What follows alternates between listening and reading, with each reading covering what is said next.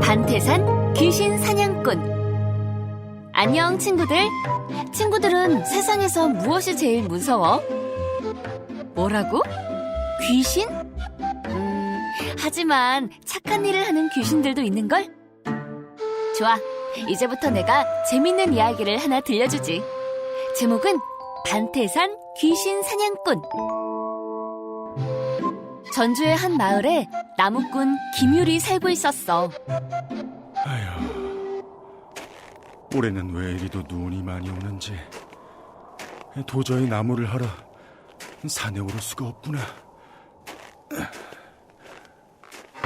연희야, 아비 왔다. 아버지 오셨어요? 김율에게는 딸이 하나 있었어. 이름은 연희.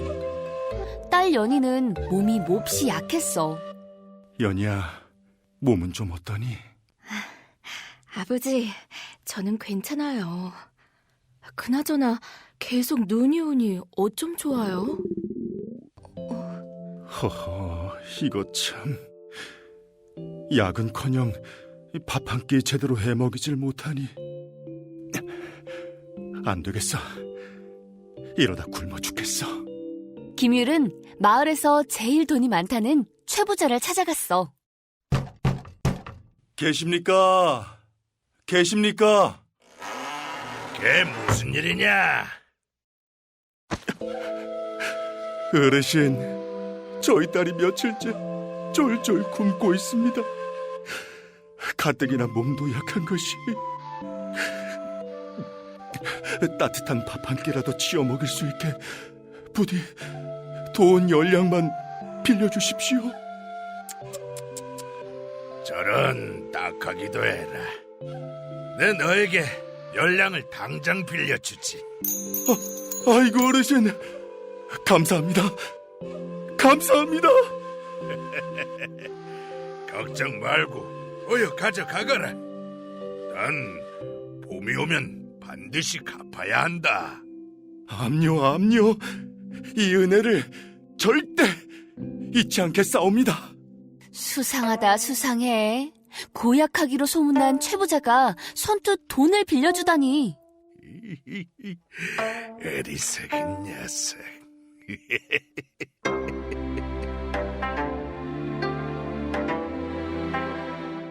연희야, 많이 먹거라. 밥도 푹푹 뜨고. 아이고, 생선도 좀 먹고. 아버지도 참. 그나저나 이걸 다 무슨 돈으로... 내 올 봄에 열심히 나무를 하면 되니 넌 아무 걱정 말거라. 김율리놈 어디 있느냐? 끌고 가. 왜 이러는 것이오? 빌린 돈을 다 갚을 때까지 연희를 가두라는 대감님의 명령이오. 이게 무슨 일이야? 최부잣집 머슴들이잖아. 이걸 어쩜 좋아. 연희를 끌고 가잖아. 아버지! 연희야.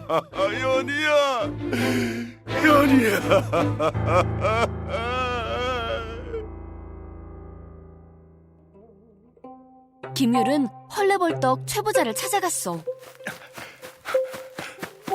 어르신, 이게 무슨 말씀이십니까? 갑자기 돈을 갚으라니요. 올 봄에 갚으라 하시지 않았사옵니까? 이 고얀 것을 봐라. 산나무 마을에 동백꽃이 피었다는 이야기도 못 들었느냐? 꽃이 피었으면 오늘부터 당장 봄이지.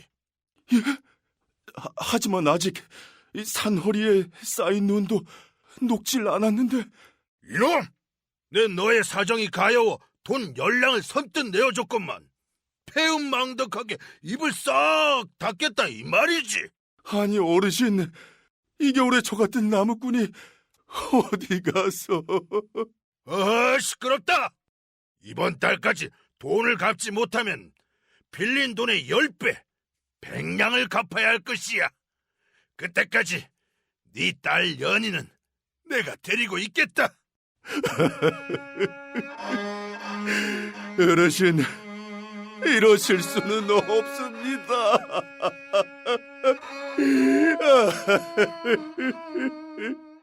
역시 고약한 최부자가 순순히 돈을 빌려줬을 리가 없지. 최부자의 술수에 걸려든 김율은 연희를 빼앗기고 말았어. 연희야, 연희야. 김율은 어떻게든 돈을 마련하기 위해 눈이 무릎까지 쌓인 산속을 매일같이 올라갔어. 이대로는 어림도 없어. 반태산에 가봐야겠어. 뭐? 반태산이라고? 이봐 김율, 나무꾼들은 절대 그곳에 가지 않는다고. 가면 안 돼. 친구들, 반태산은 사시사철 푸르른 신비한 산이야. 하지만 장난을 좋아하는 귀신에게 잘못 걸리면 정신 차려. 정신만 차리면 돼. 모처럼 나무를 잔뜩 할 수 있는 김율은 신이 났어. 김율, 이제 날이 어두워졌어. 얼른 내려가지 않으면 귀신들이 나타날 수도 있어. 이상하다. 이 바위가 또 밤새 같은 곳만 돌고 있잖아. 혹시 귀신들의 장난은? 아뿔싸! 김율이 발을 헛디뎌 낭떠러지로 구르고 말았어.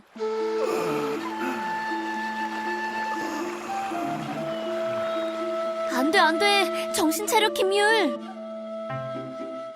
시간이 얼마나 흘렀을까? 어느새 아침이 밝았어. 김율은 주변을 둘러보았지.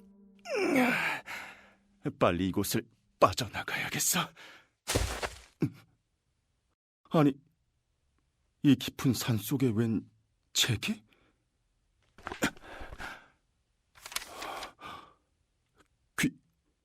귀신을 부르는 방법?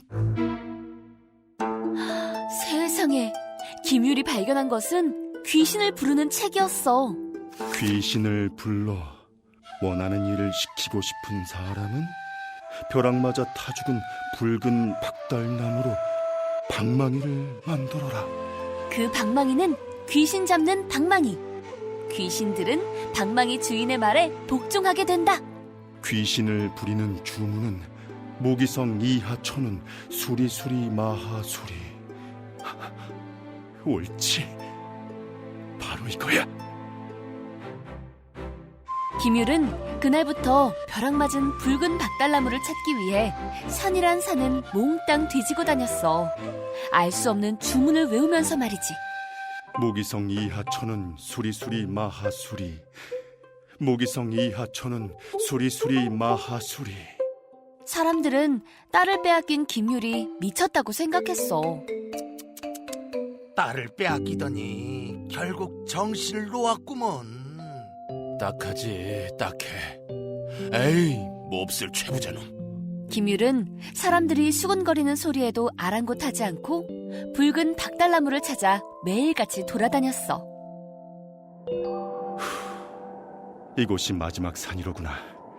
반드시 찾아야 할 텐데. 김율은 인봉리의 높은 산에 도착했어. 한겨울에 웬 호랑나비지? 뭐라? 자꾸 김율 곁을 맴돌잖아? 예쁜 호랑나비로구나. 예사롭지가 않아. 따라가 보자. 김율은 호랑나비에 이끌려 더욱 더 깊은 산속으로 들어갔지. 호랑나비가 어디 갔지? 김율은 사라진 호랑나비를 찾기 위해 다급하게 주위를 둘러봤어. 그때 박달나무다. 박달나무야. 벼락 맞아 타 죽은 붉은 박달나무다. 찾았다. 찾았어.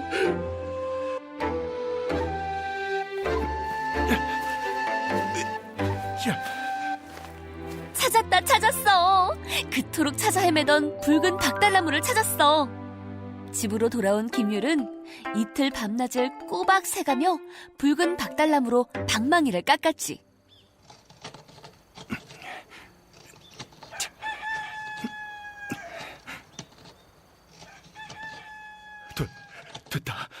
됐다.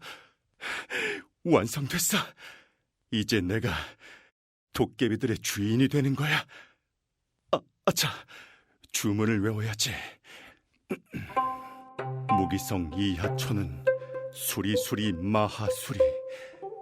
무기성 이하초는 수리수리 마하수리. 왜 이러지? 다시 한번. 무기성 이하초는 수리수리 마하수리. 에이, 뭐야. 아무런 변화가 없잖아. 아무리 주문을 외워도 방망이는 꿈쩍도 하지 않았어.